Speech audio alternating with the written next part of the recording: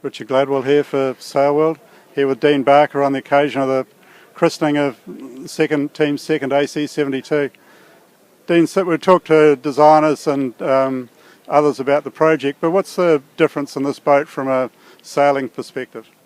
Well, there's a huge number of modifications, hopefully improvements from the first boat, and I think when you sort of maybe take one or two of them individually, they don't necessarily add up to a big change, but I think the combination of a lot of different factors, the boat should be quite a step on from the first one. How much inputs the sailing crew had into this, or has it been a offshore, off-the-boat numbers game that they've just tweaked and try this? No, there's definitely a huge sailor input to make this boat what it is. In the end, these things are very, very hard to sail. They need to be sort of, I guess, simplified in a lot of ways or made easier to sail, and you spend a huge amount of effort and time trying to step things up, and so there's a massive amount of sailor input has gone into this. So what are your projections of the time it's going to take to get around the track and on the America's Cup track? A little bit depends on the conditions. In the earlier races we do 3 downwinds, 2 upwinds, and then during the Louis Vuitton finals and then the America's Cup, the course changes to 2 downwinds, 1 upwind. The longer courses should be around 45 minutes. The shorter ones should be around half an hour. So there'll be some pretty quick races. So when you're doing the shorter course, you do 2 races a day, and there'll be a lot going on. When you're on those downwinds, are you going directly downwind or is it jibing? You'll definitely need to get probably a couple of jibes in on a downwind, and then probably 3 or 4 tacks on an upwind. But you obviously can mode the boat a little bit to sail deeper mode if you want to, but in the end you're still going to bounce off the boundaries before you sort of get straight downwind. What sort of height are you expecting to get out of these upwind compared to, say, well, not so much an IACC boat, but a more conventional canting monohull? Well, it's a decision really how you mode your boat. You can sail high and slow, or you can get the thing ripping and look at generating some lift. And it's still something we're learning a lot about every day. It's trying to find the correct mode and understanding how to change modes for certain conditions. So is that going to be one of the focuses of your testing against Prada? Yeah, we've got just a massive list of things we need to get through in the next short period of time. It's I think we've got 7 weeks of possible sailing days. We won't get everything done that we need to get done, and we'll still be learning up to the start and even during the Louis Vuitton series. I'm sure, be consistently or constantly making changes in terms of how we sail the boat and what modes we use, and as we understand the other boats as well, I think that'll impact on how we sail.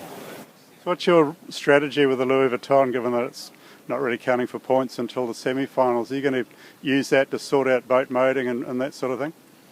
Well, we certainly want to be as prepared as we can be come the start of it, because even though you are able to race 2 out of every sort of 3 days, there'll still be lots of work required to keep the boat performing well, and there'll be modifications and changes you'll still probably be making as you get through the race series. So we want to be as prepared as we can be. If you hit the ground running, well, you get an entry straight through to the final if you can do well in the initial round robins of the Louis Vuitton. So maybe that's an advantage, so you get some more time to prepare for that, but at the same time I think the racing is going to be very valuable. So when you get into that Louis Vuitton series, what's the sort of crew policy? Are you going to just use the same guys all the way through, or are you going to rotate? Or well, there's been no there's no decisions yet as who's actually going to be on the boat. I think a lot of the team will end up being decided during this period that we sail here, and so we'll look at every position and decide how we are best suited. What positions work best on the different pedestals. And how many people have you actually got? I mean, I thought you had about 13 for 11 places. Is that not right? Yeah, we have. We've got more people in places, but we'll end up doing a bit of rotation during the event, because people will get injured and illness and everything else. So we need to be covered right through, from front to back. And so we'll obviously spend time trying to understand who does what job and who fills in where, and where we can obviously improve. What's the contingency if you get injured? Because you're a pretty key guy on the boat. Have you been bringing on a second helmsman?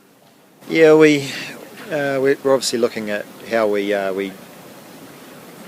do it in different positions. We don't have the budget to employ 2 helmsmen, 2 wing trimmers, 2 tacticians. So in that respect, we are a bit exposed. But I think with the guys that we've got, Glenn's obviously very capable to steer if I get injured. But then you've got potentially a double change. So yeah, we're looking at all the options and how we're going to do that as we go through, for the sailing period here.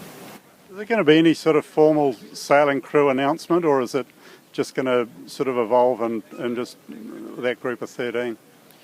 No, in the end we'll have to decide on a final race crew, and in the end I'll make that decision who's going to be on the boat. But I think we'll use the time here just to give everyone the experience on the boat, and we'll work out through trial and error what the best combinations are. What do you see as your biggest challenge over the next 7 or 8 weeks? Biggest challenge? Well, we've got lots of challenges as we go through. We have to extract as much performance out of this boat as we can. We have to look at where the gains are. We've still got a couple of design decisions which are pretty key to action. So as we go through, and once we hit a couple of milestones, we need to sign off on a couple of designs which will ultimately be our final opportunity, given the lead time and everything else, to build equipment. And it's just going to come at us like a steam train. We've got a lot still to decide, and in the end, hopefully we'll get most of those decisions right. What's your take on the other teams, where they are, both in terms of development and also the time they've got left? Well, I don't think you can discount anyone. It's Artemis obviously are a very different style of boat to what we are, but they've been out doing some sailing now, and they seem like the boat's holding together, and they're making some gains. Got a second wing, which looks like it's an improvement, and from everything they're saying, it's a massive step on. So I think we'll see them as certainly been very competitive in some conditions.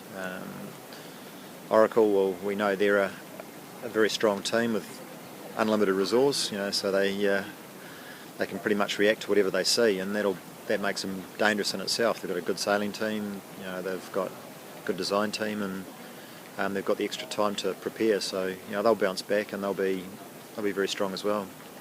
What are you expecting to see in Oracle's second boat?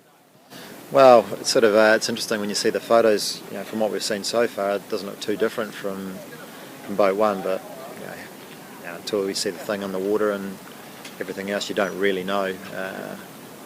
But I think their design is interesting in a lot of the decisions they've taken, and really until you line up and race, you're not going to know what the differences are between the different boats. And I think Russell's just done an interview overnight or the day before or something, where he said they're going to do some racing with the Artemis guys in February, which will be great. Just to be a real interesting check-in just to see how those two teams sort of are shaping up. Okay, well, thank you very much, and all the best. Yeah, thanks, Richard. Thank you.